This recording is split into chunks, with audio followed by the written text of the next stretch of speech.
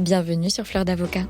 Je suis Lila-Louise Maréchaux et dans ce podcast, je vais à la rencontre des avocats bien dans leur robe. Au passage, Fleur d'Avocat, c'est aussi une newsletter que j'envoie chaque dimanche matin. J'y raconte le développement de mes activités et j'y partage aussi de l'expertise, notamment en matière de communication et de marketing. Vous pouvez vous abonner depuis le site fleurdavocat.fr. Place à l'interview, je vous souhaite une bonne écoute. Bonjour, Mohamed Naïd Kassi. Bonjour. Merci d'être mon invité sur Fleur d'Avocat. Merci beaucoup de venir me voir. Alors racontez-moi Mohamed, comment et pourquoi vous êtes devenu avocat ? Par hasard comme souvent je crois. Ouais. Par hasard, une orientation post-lycée un peu chaotique, enfin chaotique c'est peut-être un grand mot, mais je suis parti en médecine. Et je me suis fait jeter de médecine parce que c'était pas pour moi, j'ai pas assez travaillé, et puis je crois que c'était pas pour moi. Donc, sorti de la première année de médecine, j'ai réfléchi à ce que je voulais vraiment faire. Et je ne savais toujours pas. Je savais que j'aimais l'écriture, que j'aimais le langage, que j'aimais la parole, que j'aimais la politique, par exemple. Et donc, je me suis dit, je vais aller en fac de droit, on verra bien ce que ça donne. Et en fac de droit, les années se sont suivies gentiment, jusqu'à la maîtrise. À l'époque, ça s'appelait encore maîtrise. Et j'en ai eu marre du droit, j'ai voulu faire autre chose. Je voulais faire de la diplomatie. Ok. Et donc, je suis allé à Sciences Po en admission parallèle. Et puis, j'ai adoré Sciences Po, mais ça m'a pas du tout poussé à faire de la diplomatie. Et du coup, Sciences Po, admission parallèle pour faire l'école classique de Sciences Po ou pour les masters, les maîtrises Non, c'était encore à l'époque, en fait, ils étaient en train de changer leur maquette pédagogique et je suis arrivé juste au moment où ils changeaient tout. Donc, il y avait une possibilité qui a duré, je crois, 2 ou 3 ans. Et que j'ai choisi, c'était qu'on faisait ce qu'on voulait. Trop bien. On avait juste les 3 cours communs à tout le monde. Donc c'était relations internationales, éco, et puis je sais plus quoi. Et après tout le reste, on piochait un peu à l'américaine dans le catalogue des cours. Donc j'ai fait des trucs très différents, de la socio, un peu de droit pour voir, des cours de création d'entreprise, des trucs de géopolitique, Moyen-Orient. Enfin c'était vraiment 2 très belles années parce qu'un endroit très stimulant intellectuellement, avec des profs incroyables, des étudiants aussi, des gens parmi les étudiants, c'était assez intimidant. Il y avait des gens vraiment extrêmement brillants du monde entier. C'était vraiment très très sympa. Et donc moi j'étais allé là-bas pour essayer de faire de la diplomatie, enfin pour m'orienter vers une carrière diplomatique. Et je me suis vite rendu compte que c'était pas faisable pour plein de raisons. J'ai eu la chance, grâce à Sciences Po, de faire une petite pige aux Nations Unies, à la représentation française aux Nations Unies. Et puis je me suis dit, tout ça c'est bien, mais c'est un endroit très très fermé. Il faut parler des langues complètement minoritaires, que personne ne parle. Il faut aller à l'INALCO, etc. Donc je vais pas tout recommencer. Finalement, j'ai fait du droit. Je me suis rendu compte qu'à Sciences Po, par rapport aux gens qui faisaient du droit là-bas, j'avais quand même 4 ans de droit et c'était solide. Et je me suis dit, écoute, tu vas pas recommencer de zéro, tu vas faire avocat. Et ce qui vous a déçu dans la diplomatie, c'est ces espèces de parcours. Vous avez dit, oulala, si je veux faire carrière dans la diplomatie, tout ce truc, les langues rares et tout, sinon j'arriverai jamais à me faire une place. Ou c'était aussi plus les métiers que vous avez pu entrevoir dans la diplomatie, vous vous dites, en fait, c'est pas... Alors, ce que j'ai entrevu là-bas, c'était des gens absolument brillants, très impliqués dans leur boulot, vraiment des gens d'une très très grande qualité. Mais ce que j'ai vu aussi, je pense pas m'être trompé, c'est que c'est un milieu très fermé. Compte tenu de mon origine au sens large, je me suis dit je vais galérer quoi. C'est très aristocratique la diplomatie, essentiellement la diplomatie française. Donc je me suis dit ça va pas marcher quoi. Ou alors il va me falloir des efforts incroyables et j'ai déjà perdu un peu de temps. J'ai fait médecine pour rien. Maintenant il faut arrêter de se promener à gauche à droite. Et l'autre chose, c'est que je me suis rendu compte, mais moi, j'en ai pas vu grand-chose, mais je me suis aperçu que j'avais une vision très romantique de la diplomatie et que dans les années 2000, avec les technologies de l'information, etc., le rôle d'un diplomate, aussi haut placé soit-il, n'a rien à voir avec celui du siècle dernier, quoi. Donc, je m'étais fait, je pense, une erreur sur ce qu'était vraiment la diplomatie. Mais je trouve ça toujours passionnant et je suis toujours très intéressé par les relations internationales. Et la France est quand même pas n'importe quel pays pour ce qui concerne la diplomatie. Donc j'aurais peut-être, je me serais peut-être épanoui là-dedans, hein, mais ça aurait été un autre chemin beaucoup plus long, beaucoup plus aléatoire. Et donc, tout ça pour dire que le fait d'être allé à Sciences Po, ça m'a aéré l'esprit, ça m'a fait rencontrer des gens, et surtout, ça a affermi en fait mon désir de devenir avocat. À ce moment-là, je me suis dit, c'est ça que je veux faire. Ouais. Vous avez dit, voilà, j'ai fait médecine, ensuite il y a Sciences Po, j'ai déjà, entre guillemets, je me suis assez baladée. Vous aviez cette sensation un peu de faut se dépêcher, ce truc un peu de faut pas perdre du temps dans ses études. C'était une sensation que vous aviez? Oui, moi j'ai passé mon bac en 97. Donc je suis d'une génération juste avant les millénials, etc. Donc à l'époque, il y avait encore l'idée de la carrière. Et puis je ne voulais pas être une charge pour mes parents trop longtemps, quoi, parce qu'à un moment il faut quand même arriver sur le monde du travail.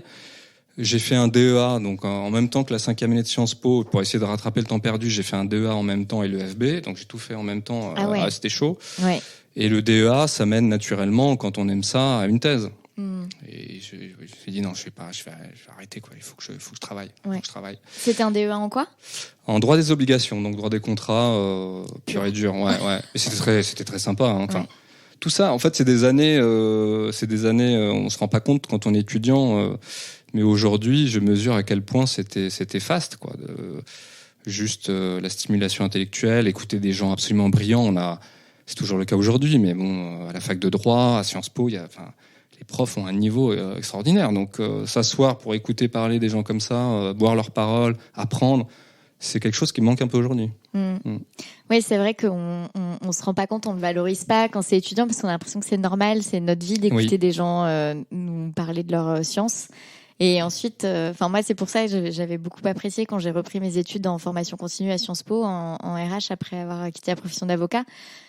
Je m'étais dit, mais en fait, c'est fou de redevenir étudiant. Et en fait, on vient et on est juste là pour écouter des gens et apprendre ce qu'ils ont à nous transmettre. Oui. Et je trouve qu'on approche les études hyper différemment quand on a été né dans les dossiers et dans ce que c'est que de devoir produire, quoi. Déjà, on sait ce qu'on veut et puis on n'a pas cette pression du diplôme ou de la carrière, etc. Donc aujourd'hui, oui, si je reprenais les études aujourd'hui, ce serait que du plaisir, quoi. Donc EFB, on sera avocat EFB. Et vous aviez de l'expérience en cabinet d'avocat? Vous aviez fait des stages ou des Alors j'avais fait des petits stages. En fait, moi, j'avais personne qui était avocat dans ma famille. Globalement, personne n'avait fait d'études supérieures, donc je défrichais, quoi. Je défrichais. Pareil, je m'étais fait pas mal d'idées reçues sur plein de choses, y compris sur la profession d'avocat. Et j'ai commencé, je crois que c'était en licence à l'époque. Donc moi, j'étais à Paris 5, Malakoff. Et à l'époque, ils donnaient, pour les 50 premiers étudiants de licence, ils donnaient un stage.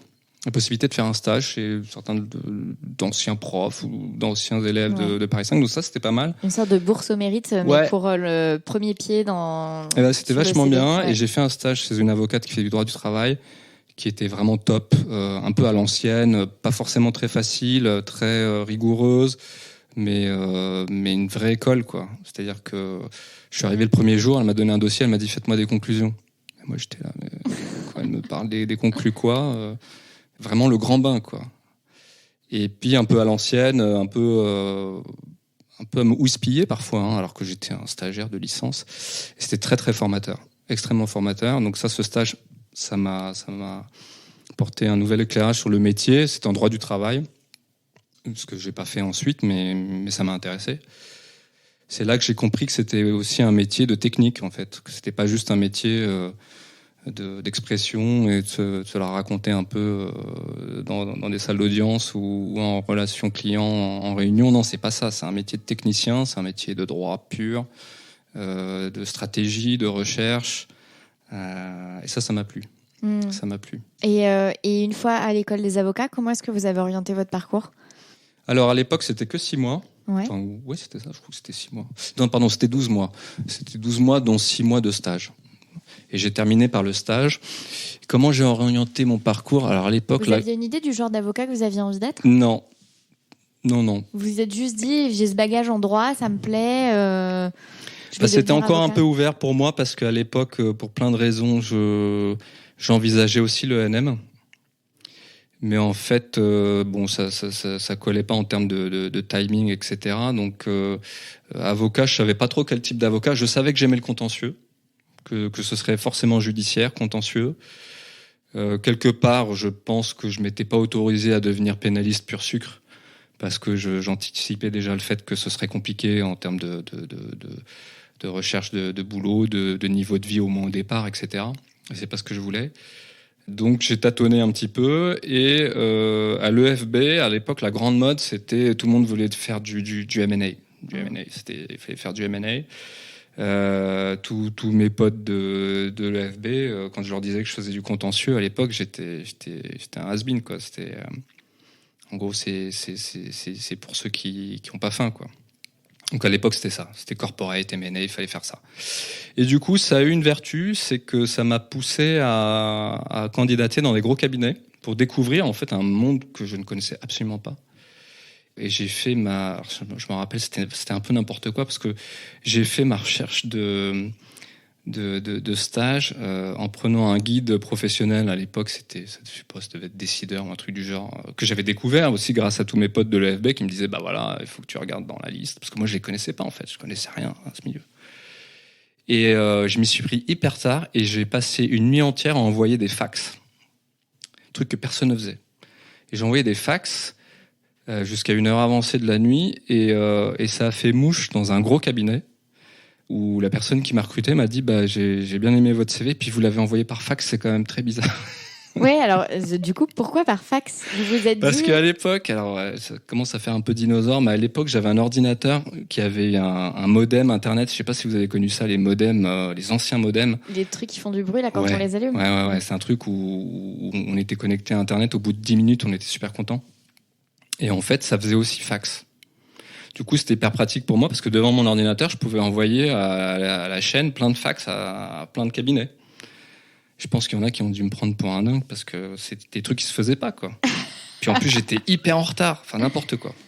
Bah, n'empêche que ça a fait bouche. Ouais, ça a marché dans un très très beau cabinet, très prestigieux. Et donc là, j'ai découvert un autre monde, parce que je suis arrivé au rendez-vous, un immeuble incroyable, la moquette épaisse comme ça, des salles de réunion de dingue, des costumes à plusieurs milliers d'euros, des chaussures de bottier, etc. Enfin bon. Et c'est un milieu que je connaissais pas, et j'ai découvert là, grâce notamment à cette personne qui m'a fait confiance pour ce stage, aussi une grande rigueur, il y a un grand professionnalisme, dossier d'envergure, très intéressant, et donc, ça m'a plu. En M&A? Pas du tout, en contentieux. En contentieux. En contentieux, mais donc dans un cabinet de droit des affaires pur et dur. Ouais, donc vous avez été influencé par votre environnement qui ne durait que par le M&A. Exactement. Pour découvrir en fait des structures auxquelles vous aviez jamais trop pensé. Tout à fait. Mais vous avez quand même envoyé une candidature dans ces structures, mais en contentieux. Contentieux. Okay. Contentieux, et à l'époque, quand on est jeune, on a plein de certitudes complètement idiotes. Moi, je me bouchais le nez quand on me parlait de corporate M&A. Pour moi, c'était pas des juristes, quoi. Les gens qui faisaient du M&A, corporate, c'était des conseils juridiques au mieux. Et moi, moi, je voulais être avocat, moi. Ouais. Et pourtant, vous aviez fait, oui, donc c'est sur l'aspect plaidant, parce que vous avez quand même fait un DEA en droit des obligations, et finalement, le corporate M&A, ce que je comprends, c'est que c'est beaucoup de droit des obligations. Mais moi, je savais pas ça, j'en savais rien. Je pensais que c'était des gens qui voulaient faire du business et qui étaient passés par la fac de droit. Et puis ce qu'on disait, ce qui était quand même un peu vrai, c'est que quand vous êtes stagiaire ou jeune collaborateur dans un cabinet de corporate M&A pur et dur, vous bouffez du proofreading les nuits, vous comprenez pas tout ce que vous faites, pardon. Et moi je me suis dit, en contentieux, au moins il y a la rédaction d'écriture, donc il faut faire du droit, il faut répondre, il y a de la stratégie, et puis dans le meilleur des cas, on fait un petit peu d'audience, etc. Donc c'est ce qui m'avait plu à l'époque. Et après ce stage? Alors ce stage a duré 6 mois, et à l'époque, on se défonçait en stage pour espérer être pris. Et en fait, le stage s'était très bien passé, mais la personne ne pouvait pas le cabinet pouvait pas me prendre en contentieux, parce qu'en fait l'équipe quittait le cabinet. Je ne le savais pas. Et donc j'ai fait ma première recherche de collab. J'ai trouvé assez vite. J'ai eu pas mal de refus quand même, donc à un moment j'ai gambergé, je me suis dit je vais galérer quoi, ça va pas être simple, mais finalement j'ai eu une offre dans un cabinet très bien, mais dans lequel je ne suis resté que 3 mois parce que en fait les gens avec lesquels j'avais fait mon stage m'ont recontacté en me disant en fait on pouvait pas te dire, mais on est en train de monter un nouveau cabinet et on te propose de venir nous rejoindre en tant que collaborateur, et j'ai comme je les appréciais beaucoup. Et que sur le papier, c'était top comme projet. J'ai dit, bah, j'y vais, je fonce, quoi. Et le démarrage dans l'équipe qui vous a recruté n'avait pas été assez séduisant pour... Il était moins. Et puis, encore une fois, voilà, quand on est tout jeune, il y a plein de choses j'étais quand même d'une grande naïveté, donc il y a plein de choses que j'avais pas forcément perçues. Mais j'aurais pu m'épanouir beaucoup dans ce cabinet-là, qui était assez différent, un cabinet français de plus petite taille, mais avec des beaux noms, des avocats de renom, et puis des bons professionnels, et puis des beaux dossiers aussi. Mais j'avais vraiment eu un super fit avec les gens du cabinet précédent, donc j'avais voulu continuer avec eux. Et donc, collab avec ces personnes-là? Collab avec ces personnes-là, super collab, beaucoup de boulot. Intense. Donc on est en contentieux des affaires, ouais. Contentieux du contentieux de société post-M&A, des choses Alors comme ça. Voilà, c'est contentieux, ce qu'on appelle contentieux haut de bilan. Donc c'est souvent post-acquisition, garantie de passif, litige entre actionnaires, contentieux commercial plus général, concurrence déloyale, contentieux contractuel. Et puis j'ai commencé à toucher les procédures collectives. Donc une matière que j'avais détestée à la fac, et que j'ai découverte un peu sur le tard, et dans le vif au moment où je suis passé avocat, et que j'ai bien apprécié. Donc c'est là où j'ai commencé à faire des procédures collectives. Ouais. Donc, avec un truc assez naturel, souvent les gens qui font des procédures collectives font aussi pas mal de judiciaire. Même s'il y a 2 grands mondes des procédures collectives, il y a des procédures collectives purement de restructuration, quasiment on est en droit financier, quoi. Et puis il y a une partie qui est un peu plus tournée vers le tribunal, un peu plus judiciaire, etc. Ouais. Et vous êtes resté combien de temps dans cette collab? Je suis resté presque 3 ans. Ouais. Et en fait, je suis parti parce que malheureusement le cabinet qui s'était créé à l'époque avait marché du feu de Dieu, mais les associés se sont pris la tête. Truc classique chez les avocats, méchante prise de tête entre eux, et je voyais que ça partait vraiment du mauvais côté. Je me suis dit bon, voilà, j'ai fait presque 3 ans, il faut que j'aille voir ailleurs. Ouais. C'était une belle histoire parce que vraiment c'était des gens très très professionnels, très bons. Ça a cartonné au début, et puis en fait ils se sont vite fâchés, malheureusement. Et à ce moment-là, au moment de partir, qu'est-ce que vous cherchez pour une collab aussi, pareil, dans le même type de contentieux? Comment vous avez envie de rebondir? Alors, ou d'évoluer plus que de rebondir? Alors, c'est arrivé à un moment où j'ai eu le bonheur d'avoir mon premier enfant. Donc, j'avais envie de souffler un peu. J'ai assez vite eu l'esprit et l'idée de quelque chose d'un peu entrepreneurial, c'est-à-dire que dès que j'ai commencé à bosser, même si je bossais beaucoup, j'ai essayé d'avoir des dossiers perso. Pour moi, c'était important. Donc, cette fois-là, déjà, je me suis posé la question, ça n'a pas duré longtemps, mais je me suis dit, est-ce que c'est pas le moment de tenter quelque chose? Et à l'époque, et je pense pas m'être trompé, je me suis dit, c'est trop tôt, faut que tu continues d'apprendre ton métier, t'es trop jeune, puis t'as pas de clients, ou assez peu. C'était quoi comme dossier perso?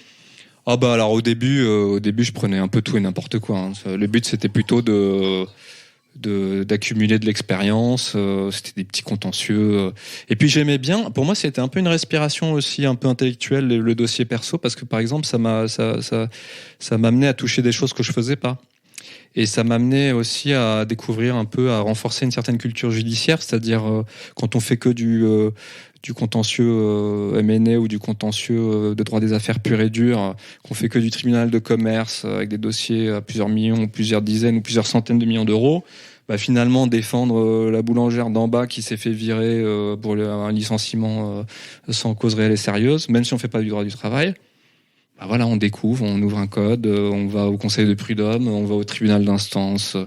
J'ai fait des trucs, un peu de tout, quoi. C'était. Et puis en fait, je demandais pas grand-chose aux gens parce que je gagnais bien ma vie. Je leur demandais un honoraire franchement ridicule. J'étais déjà très content qu'ils me le payent. Donc je me suis fait comme ça un peu les dents. Ça m'a beaucoup aidé par la suite parce que d'abord on rencontre des gens. Parfois, on rend des services à des gens qui n'oublient pas aussi, qui 10 ans après vous disent bah voilà, je me suis souvenu de vous, mais pour un truc beaucoup plus important ou sérieux. Et puis là où ça m'a beaucoup aidé, c'est voilà, j'insiste beaucoup auprès des jeunes collaborateurs là-dessus, c'est que ça vous donne une culture un peu judiciaire de voir d'autres tribunaux, d'autres contentieux. Et aujourd'hui, ça me sert. C'est-à-dire quand on conseille des dirigeants d'entreprise ou des entreprises, à savoir quand même ce qui se passe quand on part devant des juridictions qu'on n'a pas l'habitude de fréquenter en général dans ces milieux-là, c'est intéressant. Ouais. Pour moi, c'est de la culture générale judiciaire. Et donc du pénal un peu basique que j'aurais jamais eu dans les gros cabinets, quoi. Ouais. Des violences, des stupéfiants, des trucs. Et donc vous avez votre premier enfant, là, cette collaboration se termine, vous vous dites c'est à la fois une respiration et à la fois une sorte de tentation de voir si on s'installe ou pas. Ça a duré longtemps cette période ? Non, parce que voilà, comme je vous l'ai dit, j'ai considéré que c'était trop tôt. Ouais. Que voilà, j'avais 3 ans de barre, je me suis dit non, il faut encore que t'apprennes. T'es un bébé avocat, faut pas rêver, quoi. Faut continuer d'apprendre, faire autre chose. Et à l'époque, alors comment ça s'est passé ? Je crois que j'ai été contacté par un chasseur et du coup j'ai été recruté par un cabinet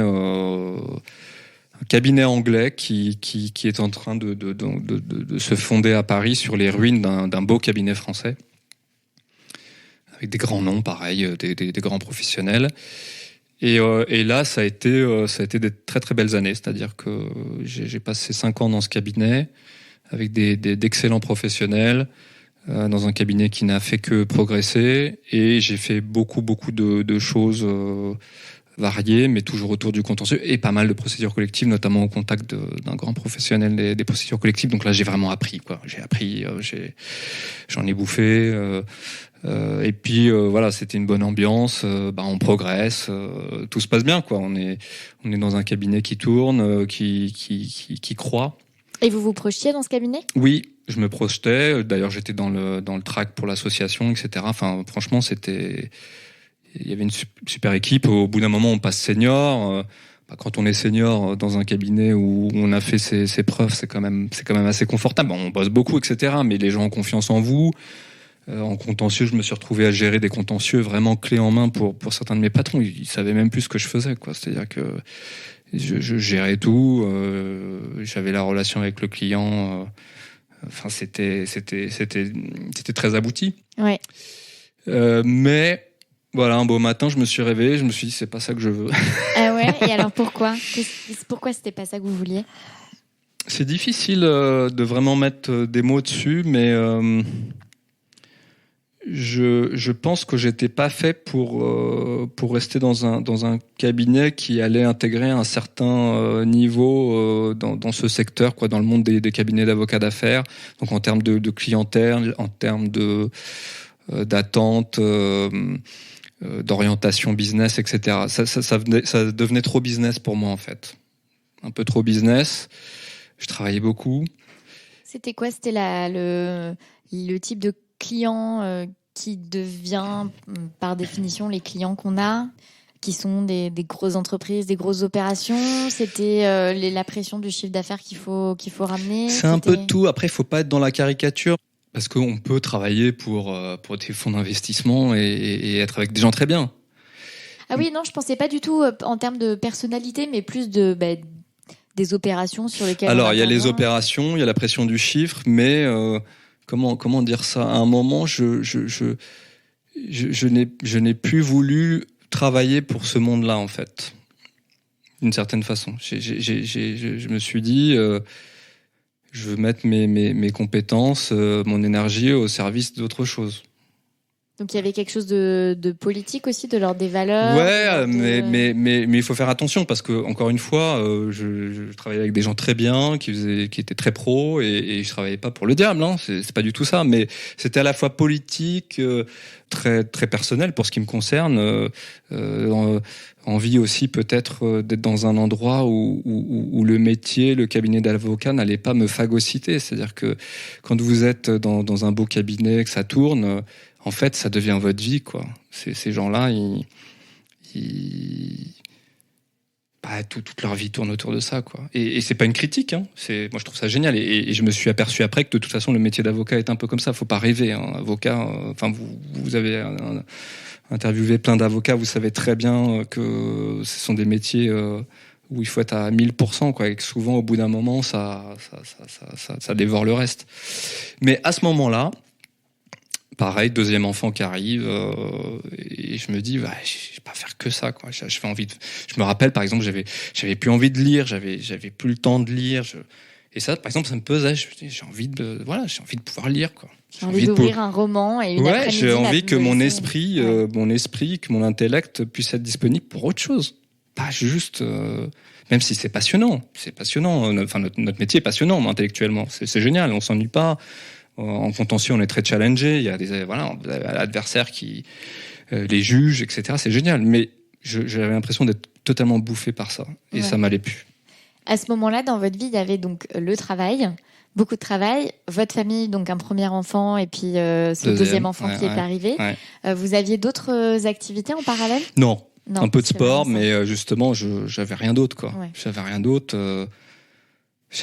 Ma femme bossait aussi beaucoup, bien qu'elle n'était pas du tout dans le milieu, mais donc voilà, on fait que bosser, quoi. Et c'est bien, hein. Enfin, c'est un métier. De toute façon, il faut s'engager, mais peut-être que c'était aussi aiguillonné par l'arrivée du deuxième enfant, évidemment, hein. Et puis une certaine, peut-être aussi fatigue, hein.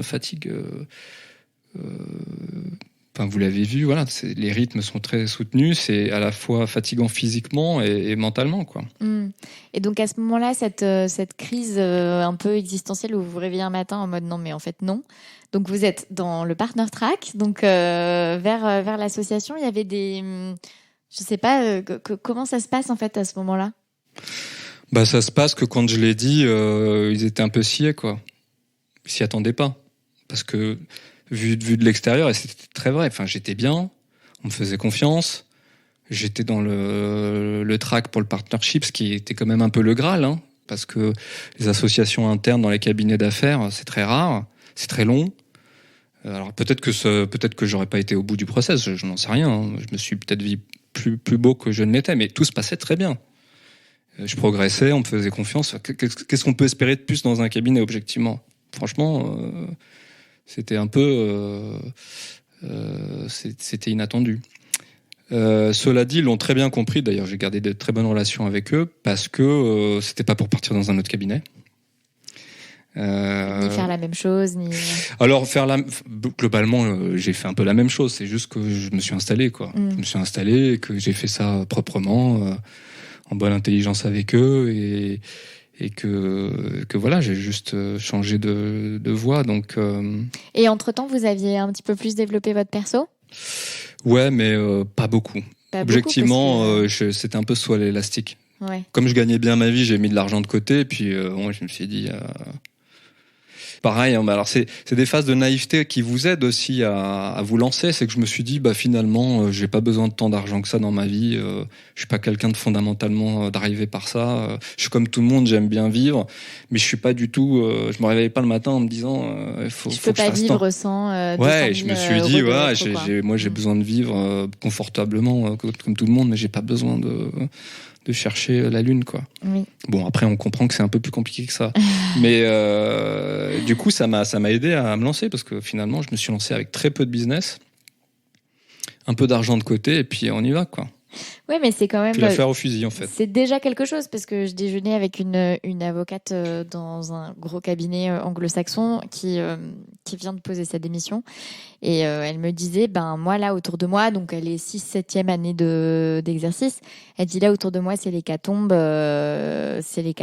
tout le monde est en bilan de compétences, en réflexion de reconversion, et elle me faisait part justement d'une de ses collègues qui, globalement, fait du corporate M&A, qui se plaint tout le temps de son rythme de vie, de plein de choses, mais qui n'envisage pas de faire autre chose parce que elle n'envisage pas de perdre en rétro. C'est la prison dorée. C'est la prison dorée, ouais, quand vous êtes dans un gros cabinet, notamment en droit des affaires pur et dur, en M&A, vous avez des rémunérations très élevées. Vous faites que bosser, donc a priori, sauf si vous avez de l'entre-gens, une naissance quelconque ou du relationnel familial, etc., vous n'avez pas de réseau, ou celui du cabinet.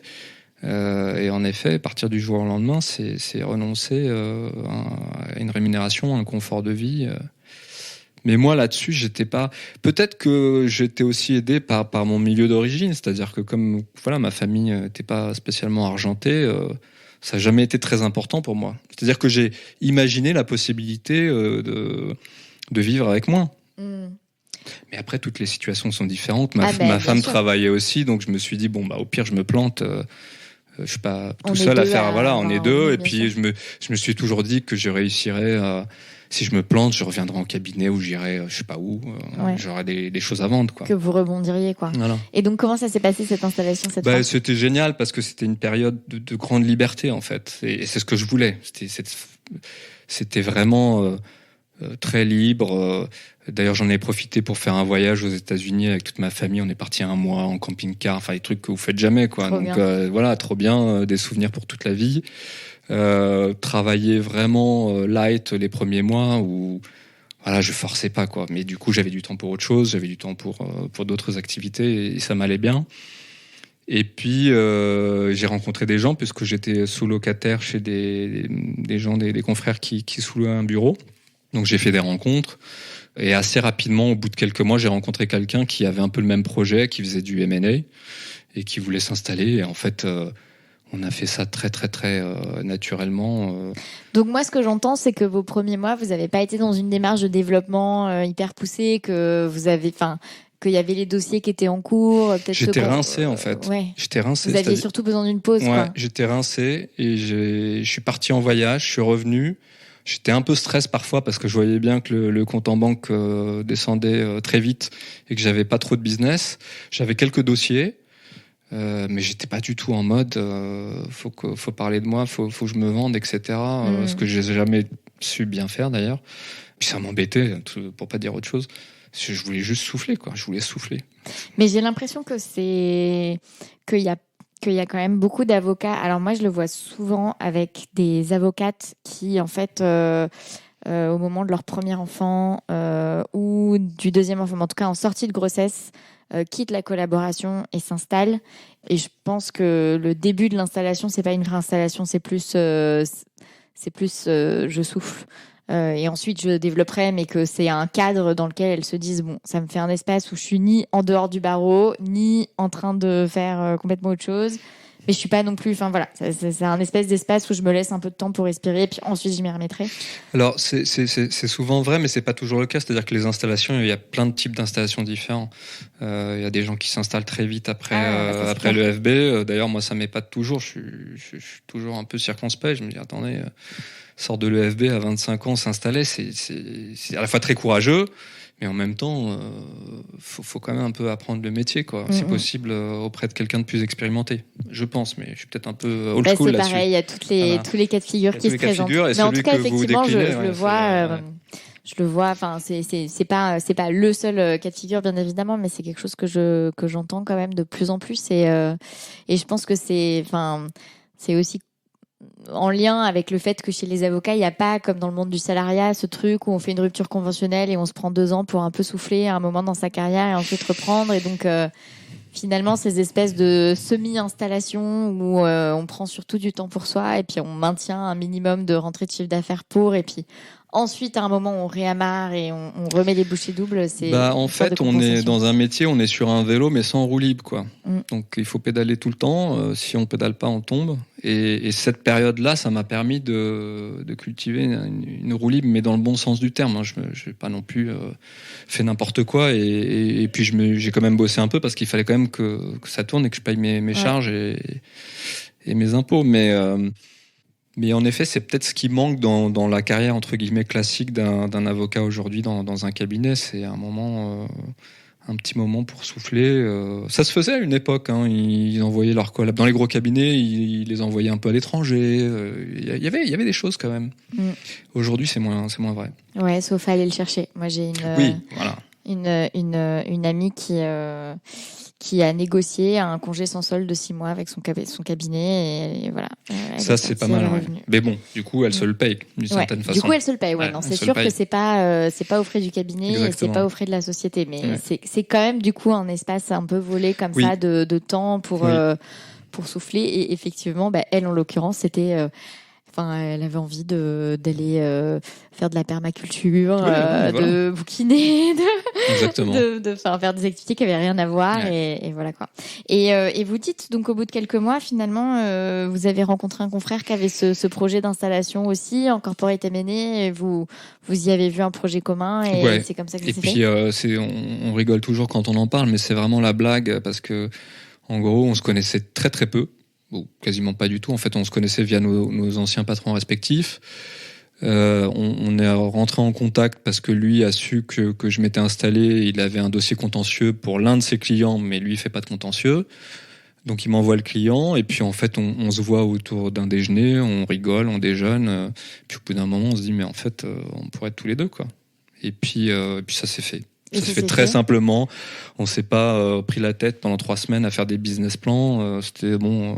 Ce qui nous a aidé, c'est qu'on a des tempéraments assez différents, mais qui collent bien. Et puis surtout, lui comme moi, on n'avait pas beaucoup de business à l'époque, donc il y avait pas trop de sujets, quoi. Il y avait pas de choses à partager ou de choses à perdre. Ouais, ou de réputation de l'un qui viendrait l'autre et tout. Ouais. Non, on était plutôt cool et c'est top parce qu'on est toujours ensemble. C'est vraiment une super rencontre professionnelle et humaine et c'est chouette d'avoir commencé comme ça, quoi. D'avoir mis de côté aussi toutes les injonctions un peu de notre milieu, de notre monde sur le business qu'il faut avoir, ce qu'il faut faire, tous les chemins tracés pour vous. Non, en fait, on peut faire un peu différemment. Alors peut-être que ça va être moins brillant, vu de loin, moins tape à l'œil, etc. Mais on peut s'épanouir aussi dans ce mode d'activité-là. Ouais. Qu'est-ce que vous avez développé ensemble ? On a développé un cabinet. Ouais. C'est-à-dire qu'on a créé un cabinet et on est parti de quasiment zéro. On n'était que tous les deux et maintenant on est 5. On envisage de s'agrandir avec d'autres associés. On a créé du business. On a généré des affaires, des clients nouveaux. On a commencé avec des clients d'une certaine taille et quelques années après, on a des clients plus gros qui nous font confiance. Donc c'est cool, quoi. C'est vraiment une création d'activités, de cabinets et de relations humaines aussi. Ouais. Hein, moi, je suis assez attaché à ça. Et voilà, j'ai vu beaucoup d'avocats se déchirer dans ma carrière. Je pense que c'est lié à ce qu'on est. Hein. C'est quand même très égocentrique comme métier. Et nous, bon, là, on n'est que 2 associés, donc c'est plus facile. Hein. On peut aussi s'écharper à 2. Hein. On peut méchamment s'écharper à 2, mais nous, c'est pas le cas, et c'est chouette. Vous dites que vous n'avez pas les mêmes caractères, mais que ça se complète bien. Quel est votre caractère et quel est le sien, et qu'est-ce qui fait que ça se complète bien ? Il suffit de voir nos bureaux, je pense. Qui est le bordélique ? C'est moi. Non, mais c'est chouette parce que on voit pas toujours les choses de la même façon et je pense qu'on est deux types assez cool ou faussement cool, c'est-à-dire on n'est pas du genre à trop se prendre la tête sur certains sujets, mais lui va être quand même un peu plus carré que moi. Moi, je suis peut-être de tempérament et aussi de travail. C'est peut-être la façon dont j'ai travaillé toutes ces dernières années qui a créé ça. Je suis un peu peut-être plus individualiste. Avec lui, j'ai appris à travailler en équipe, ce que je savais moins faire avant. Et puis, il vous le dira peut-être lui. Moi, j'ai probablement aussi apporté des choses à sa pratique. Mais c'est chouette d'avoir quelque chose en commun comme ça. Et ce qui est très plaisant, c'est d'avoir des clients, ses clients à lui, qui sont devenus mes clients, enfin qui me confient leur dossier sur ma partie et vice versa, et de créer une relation avec des clients communs où les clients en fait valorisent le travail de l'un et l'autre et très naturellement confient des dossiers à l'autre. À l'un et à l'autre et ça c'est très chouette. Et vous avez dépassé la logique de c'est mes clients ou c'est tes clients et c'est devenu vos clients quoi. C'est nos clients et on a un fonctionnement très communiste en fait. Vous partagez tout ? Ouais, on partage. Du coup, on tire tous les deux dans le même sens. Ouais. Et ça, c'est chouette. Alors, c'est plus facile à deux. C'est sûr que si on était 4 ou 5 ou 10 associés, donc il n'y a pas de leçon là-dessus. Hein. Chaque cabinet fait un peu comme il peut et comme il veut. Et puis comme on est parti ensemble un peu de zéro, ça s'est fait aussi naturellement. Peut-être que si lui avait eu 4 fois mon chiffre d'affaires au départ, il m'aurait dit t'es gentil, mais tu vas pas forcément croquer entre guillemets sur tous mes clients. Bon, voilà, donc les choses se sont fait naturellement, mais ce qui nous aide là-dessus, c'est peut-être que tous les deux aussi, on est assez entrepreneurs. Mais ce qu'on aime, c'est pas spécialement on n'est pas attiré par le chiffre final, quoi. Ce qui nous intéresse, c'est plutôt le chemin, c'est la création d'activités, c'est la relation avec le client. Et naturellement, quand on essaie de bien s'appliquer, de bien travailler et de rendre service à ses clients, en fait, le chiffre croît, la rentabilité croît et les choses vont dans le bon sens. Mais on n'en a pas fait le début de notre réflexion. On s'est pas dit on va s'associer tous les deux pour atteindre telle chose. Ouais, c'est pas du tout ça. Ouais. C'est on va bosser tous les deux parce que d'abord on s'entend bien. On a vite vu l'un et l'autre parce que c'est quand même important qu'on bossait relativement bien chacun dans notre partie, que voilà on pouvait se faire confiance professionnellement. Ça c'est quand même essentiel quand on s'associe avec des gens parce qu'il faut pas juste être sympa, il faut aussi pouvoir être pro. Mais prendre les choses par ce chemin-là, donc vouloir bien bosser dans une ambiance agréable, rendre service à ses clients, finalement ça crée un cercle vertueux. Et vous dites que donc vous avez commencé avec un certain type de clients et puis qu'ensuite vous avez évolué et que maintenant vous avez aussi des clients plus importants, entre guillemets de taille plus importante. Quel était le profil un peu de vos premiers clients ? C'était quoi comme type de société ? J'imagine des toutes petites boîtes, petites PME, dirigeants. Ce qu'on conseille encore beaucoup, mais la taille a grossi. Donc aujourd'hui, ce sont des sociétés, on a de tout, hein, mais on a des sociétés maintenant plus importantes que j'aurais pas pensé pouvoir avoir au départ. Pareil pour certaines personnes physiques où on a certains de nos clients qui sont des personnalités dans le monde des affaires. On a pas mal de start-up.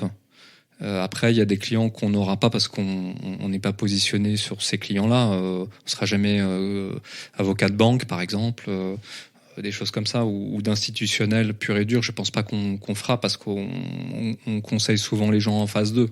Donc, il y a des clients qu'on n'aura pas. Peut-être qu'un jour, on aura une boîte du CAC 40, je sais pas.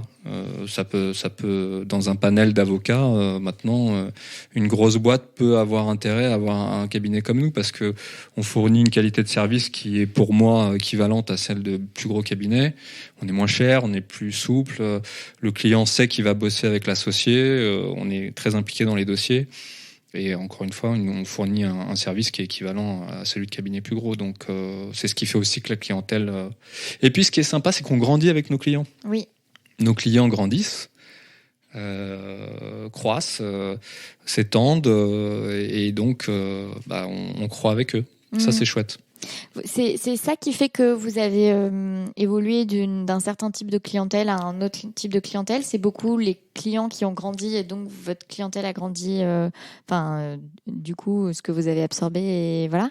Ou est-ce que c'est aussi que vous avez orienté des efforts de développement vers d'autres types de sociétés ? Alors, on n'a pas fait d'efforts de développement orientés vers d'autres types de sociétés. En revanche, au bout d'un moment, quand on essaie de faire son travail convenablement, sur certains dossiers, on parle un peu de vous et du coup, vous tapez dans l'œil de personnes que vous n'avez pas forcément visées et qui peuvent vous tester et qui se rendent compte que ça marche plutôt bien et qui vont vous confier des dossiers alors qu'au départ, vous n'étiez pas forcément dans la cible des cabinets d'avocats qui le visaient. Donc beaucoup de bouche à oreille pour votre développement ? Ouais, beaucoup. Essentiellement, quelques actions de développement, mais il faut bien avouer qu'on est assez mauvais là-dessus. Ouais. On est assez mauvais. Un mélange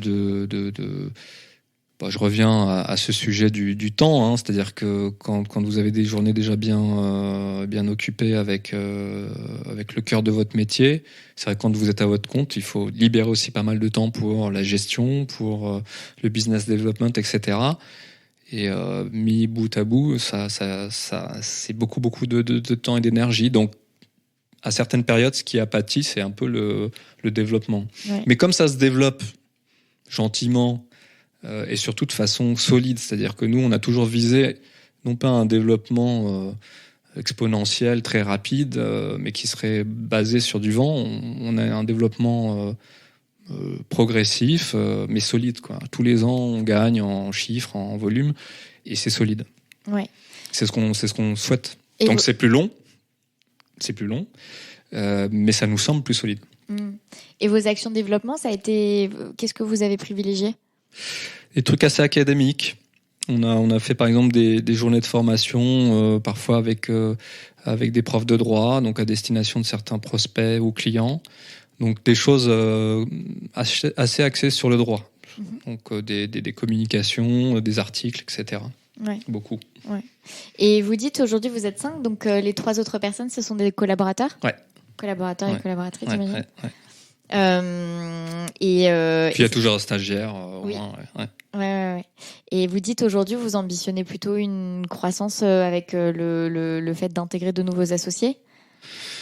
Moi, j'aime bien les aventures un peu humaines comme ça, et je trouve que ça serait sympa d'avoir des associés en plus. Pour intégrer des pratiques pour compléter les services que vous offrez à vos clients ? Oui, mais pas que. C'est-à-dire que on pourrait très bien intégrer quelqu'un qui fait des procédures collectives, par exemple, comme moi. On n'a pas de chapelle là-dessus. Mais en effet, beaucoup de nos clients nous demandent, par exemple, un truc classique, c'est le droit du travail. Donc on a des partenaires, etc., avec qui on travaille très bien. Mais c'est sûr que si on avait un associé droit du travail au cabinet, ça serait déjà pas mal. Ou fiscalité, qui se complète assez naturellement avec le corporate. Ouais. Mais on pourrait très bien avoir un autre associé corporate. Ça marche très bien aussi. Souvent dans les cabinets en corporate, il vaut mieux être nombreux. Donc il n'y a pas d'exclusive. Après, il y a peut-être des secteurs des compétences qui vont être moins demandées ou qui vont un peu moins naturellement s'imbriquer avec ce qu'on fait déjà, quoi. Ça fera peut-être moins de sens, par exemple, d'avoir tout de suite un associé droit de l'environnement.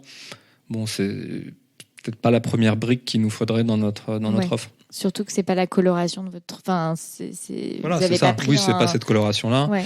Et puis il y a toujours le sujet qu'on voit dans les cabinets plus gros, mais soit l'associé est en support, soit c'est vraiment quelqu'un qui a du business, qui est capable de générer du business, et c'est pas la même chose. Et dans un cabinet comme le nôtre, très clairement, il faut quelqu'un qui soit capable de générer quand même un peu de business, parce que on n'a pas la structure pour soutenir. Ab initio, développement d'un associé. Ouais. Quelqu'un qui puisse déjà un petit peu amorcer la pompe, quoi. Et quel est votre regard sur la place des cabinets comme le vôtre sur le marché parisien actuel ? C'est-à-dire, vous disiez, aujourd'hui, finalement, on peut, malgré le fait qu'on soit une petite structure, 2 associés, 3 collaborateurs et 1 ou 2 stagiaires qui sont là semestre après semestre. Donc une petite structure agile, ça vous empêche pas d'avoir des beaux clients, des belles boîtes. C'est pas impossible que vous puissiez imaginer être dans le panel d'avocats d'une boîte du CAC 40 pour certains dossiers. Comment vous percevez finalement votre place sur votre marché et comment vous vous insérez dedans ? Je pense qu'il y a de la place pour tout le monde. Il y a de la place pour tout le monde. Il y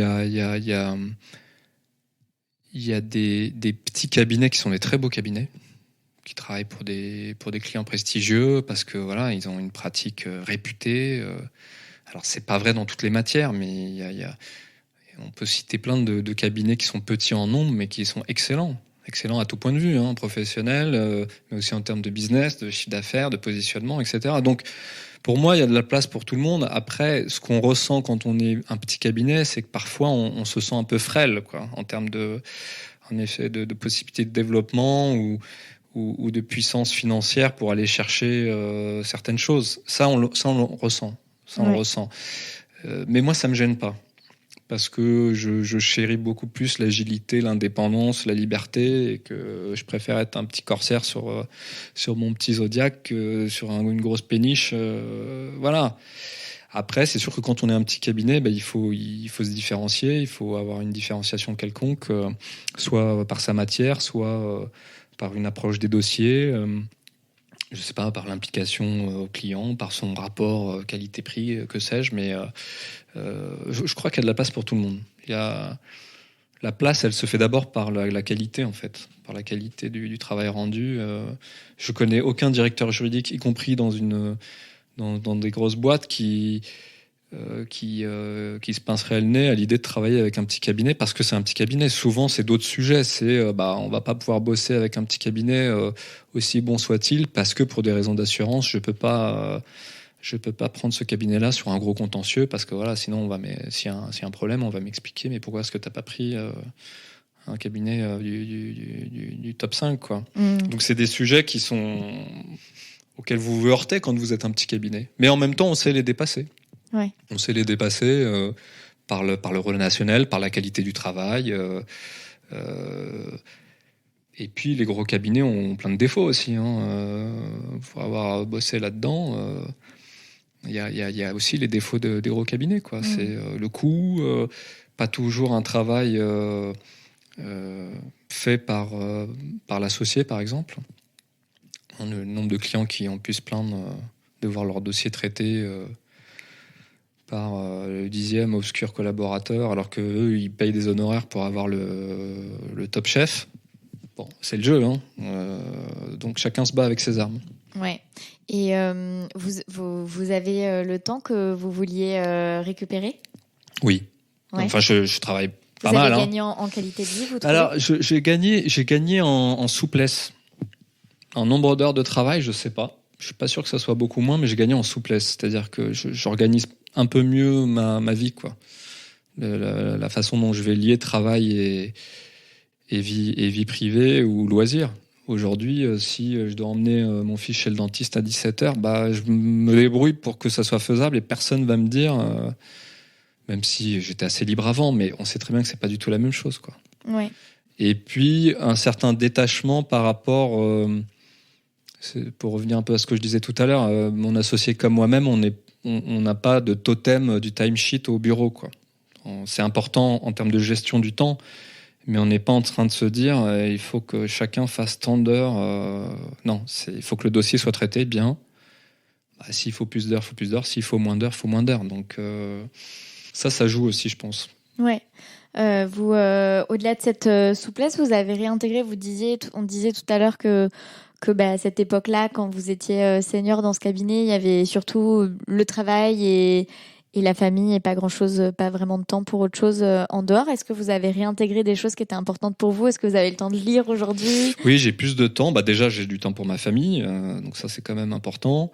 J'ai plus de temps pour lire, même si l'esprit est un peu embrumé parfois, parce que quand on lit des codes toute la journée, des soirs on n'a pas trop envie de lire.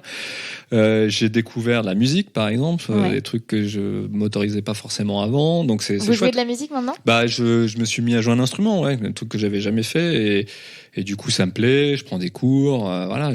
Ça fait partie de ma semaine. C'est important pour moi d'avoir du temps pour Vous avez un jouer. créneau pour votre cours de musique. J'en ai envie. Ça me fait du bien, ça me fait plaisir. Bon, après la vérité, c'est que même dans les gros cabinets, on peut réussir à faire ça aussi. Mais collaborateur senior ou jeune associé, compliqué quand même. Jeune associé, vous arrivez, billing target, développement, il faut faire tant d'heures, il faut faire tant de chiffres. Il y a beaucoup de preuves à faire, quoi. Beaucoup de preuves à faire. Et puis c'est un peu plus difficile à mon sens dans un cabinet où vous avez été collaborateur, où quelque part il faut aussi se détacher de ce statut-là que vous avez eu pendant des années. Donc pas facile.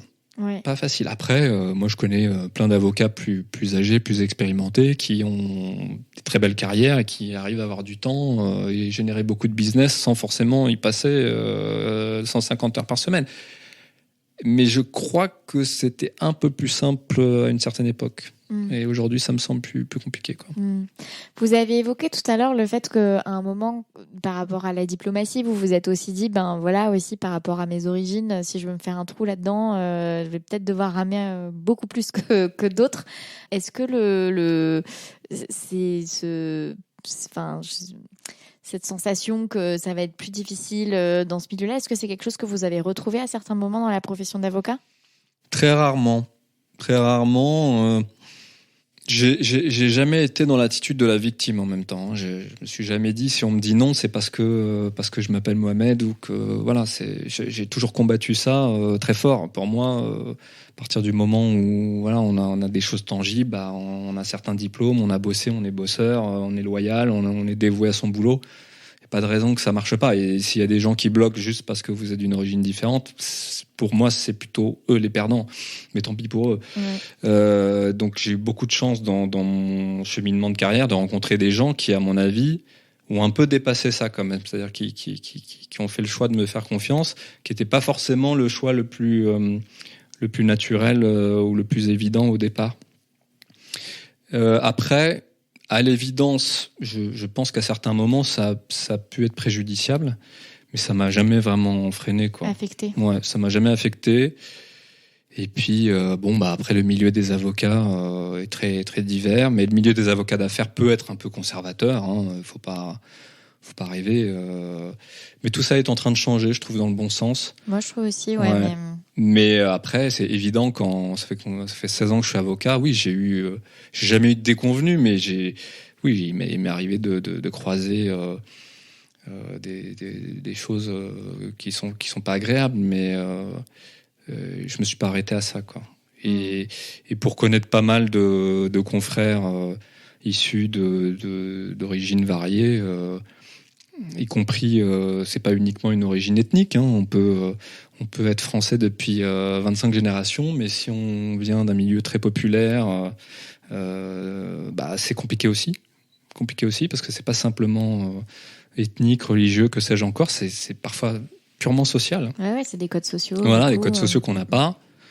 Et ça peut être un frein, mais il y a plein de façons de le contourner.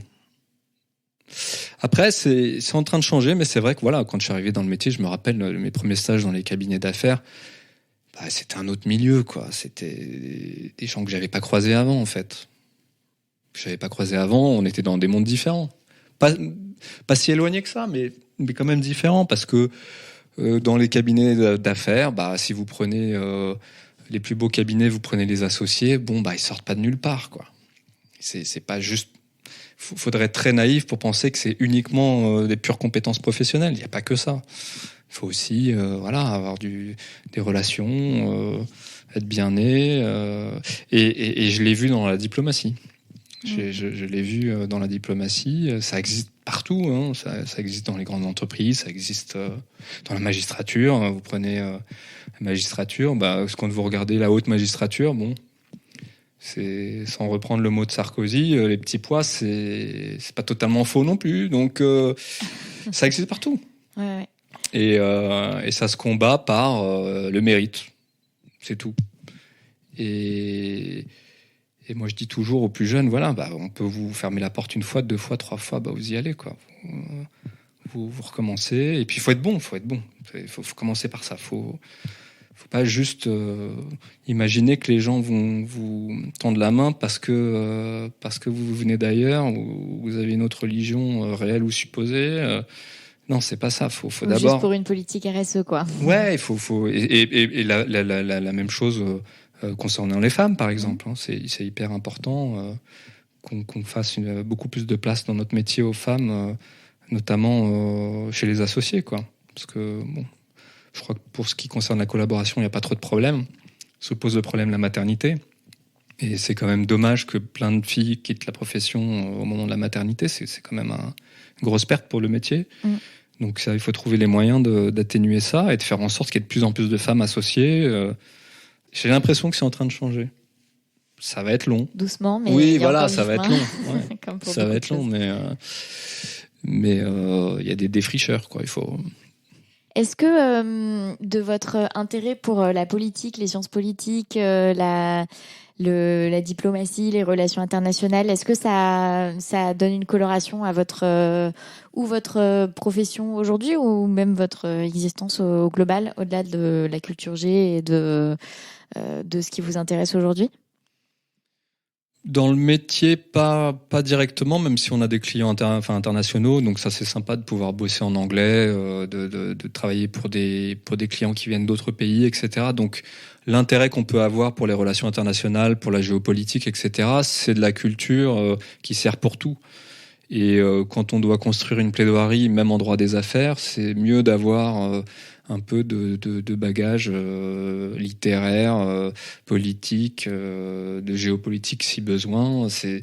Parfois c'est idiot, mais ça peut vous aider à construire une réflexion, de savoir qu'il se passe ça en Amérique latine. Bah tiens, ça fait écho à quelque chose dans un dossier. Mais c'est pas immédiat dans le boulot de tous les jours, quoi. Ouais, ok. C'est juste que ça enrichit la pensée, quoi. C'est quand même intéressant, je trouve, de penser de façon décloisonnée, même d'un point de vue juridique. C'est intéressant de savoir ce qui se passe dans les autres cultures juridiques, de garder à l'esprit qu'on est quand même plusieurs milliards sur cette planète et que tout le monde ne pense pas comme nous, qu'il y a d'autres points de vue, d'autres façons de voir, d'autres façons de construire les rapports de droit. Tout ça, ça participe d'une culture globale qui, de toute façon, vous sert, que vous soyez avocat, en direction juridique, notaire, tous les métiers du droit, tous les métiers quels qu'ils soient. Mais le droit, c'est une construction humaine, c'est une science sociale qui se nourrit aussi des autres sciences et des autres humanités, on va dire. Comment est-ce que vous voyez votre exercice pour les prochaines années ? Vous avez parlé du fait que vous êtes dans une dynamique plutôt de croissance sur le long terme avec votre cabinet, que vous n'êtes pas en recherche du gros hit qui fera un gros jump mais potentiellement instable, et vous avez plus une logique de longévité sur la durée, tout ça. Mais même vous, à titre plus personnel, de quoi est-ce que vous avez envie pour les années qui viennent ? Difficile à dire parce que moi je suis un peu au jour le jour.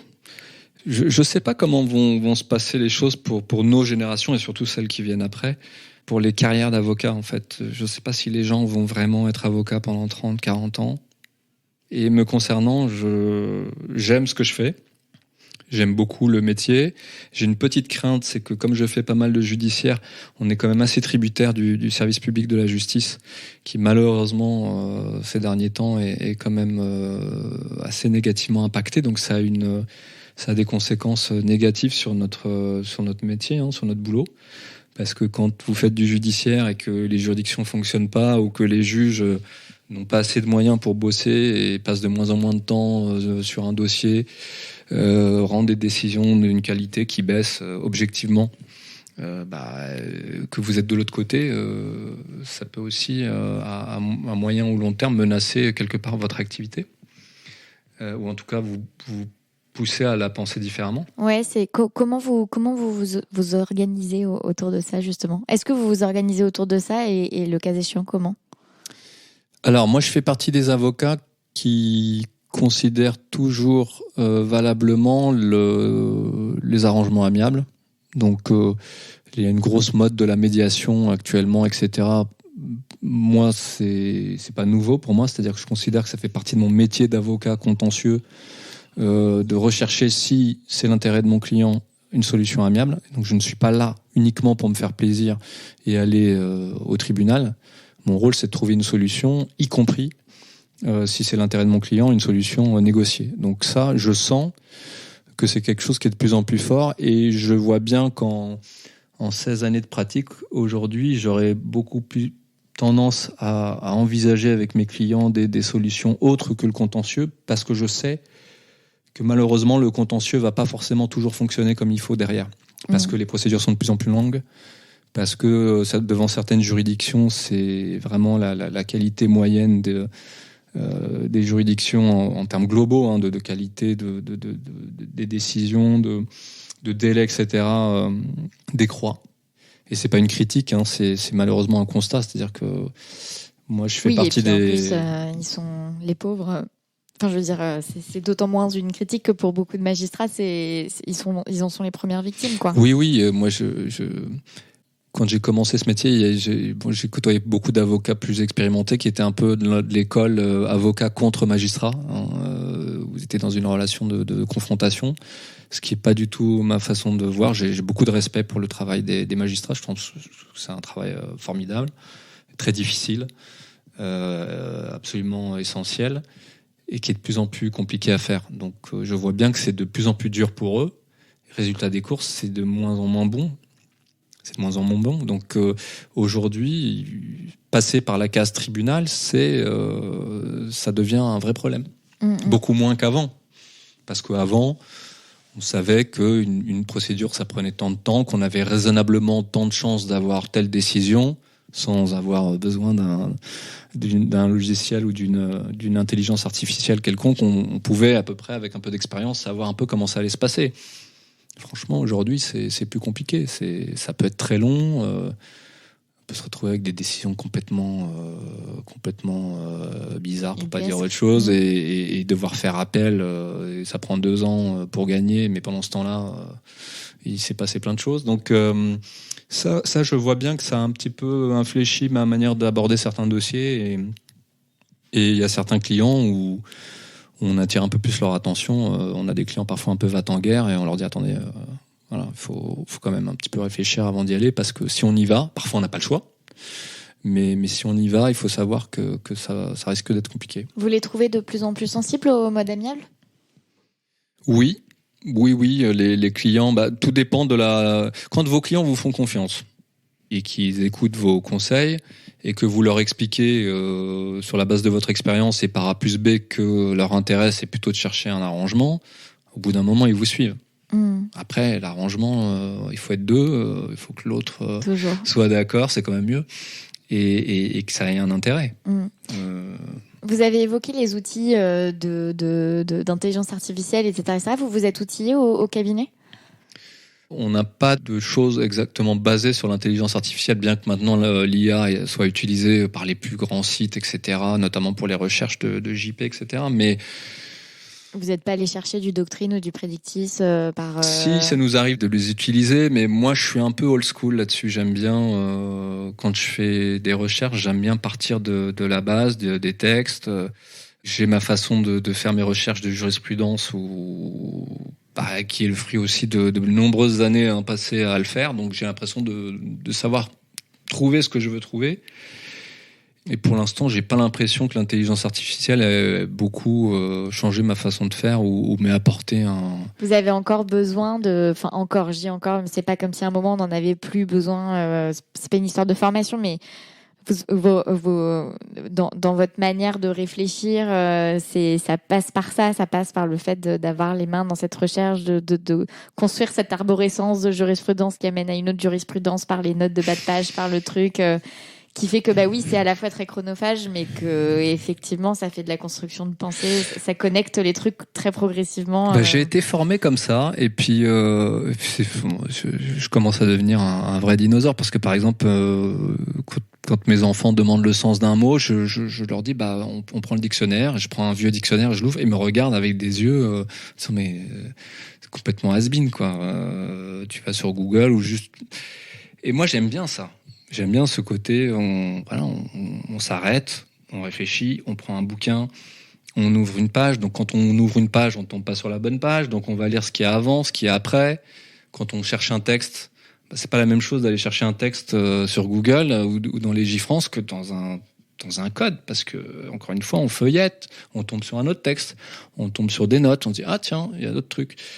Et du coup, ça prend un peu plus de temps parfois, mais intellectuellement, je trouve ça beaucoup plus construit.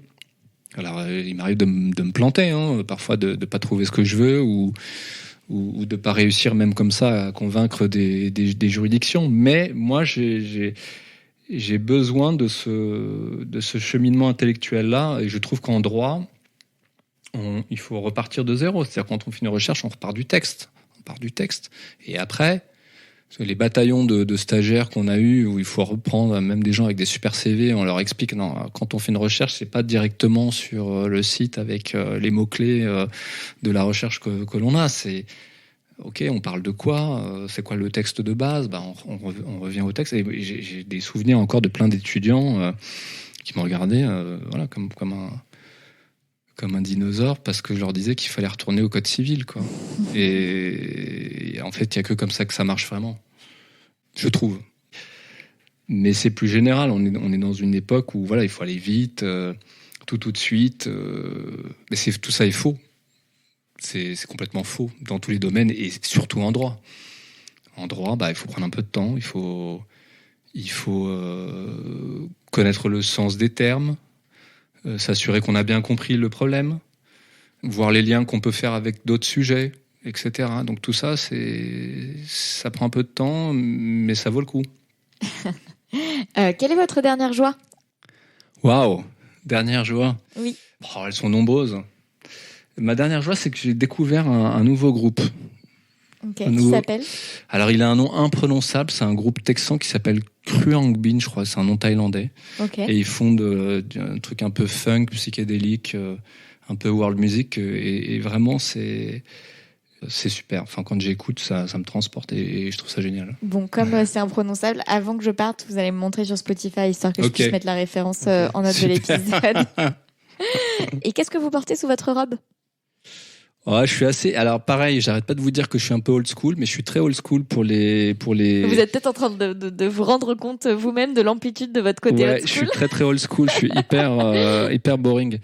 Non, moi pareil par éducation au sens professionnel, c'est que quand je vais au tribunal, je suis un peu costard cravate parce que je considère que c'est aussi une forme de respect adressé à la juridiction et j'ai beaucoup de mal à voir des confrères en short basket sous leur robe. C'est un truc que je comprends pas trop parce que je l'accepterai pas spécialement des juges et du coup je considère que je dois faire pareil.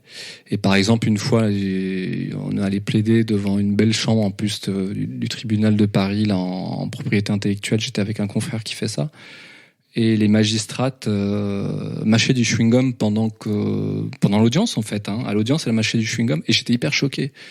Je me disais mais moi je peux pas faire ça quoi. Je peux pas faire ça. On est là en représentation en fait. On est en représentation.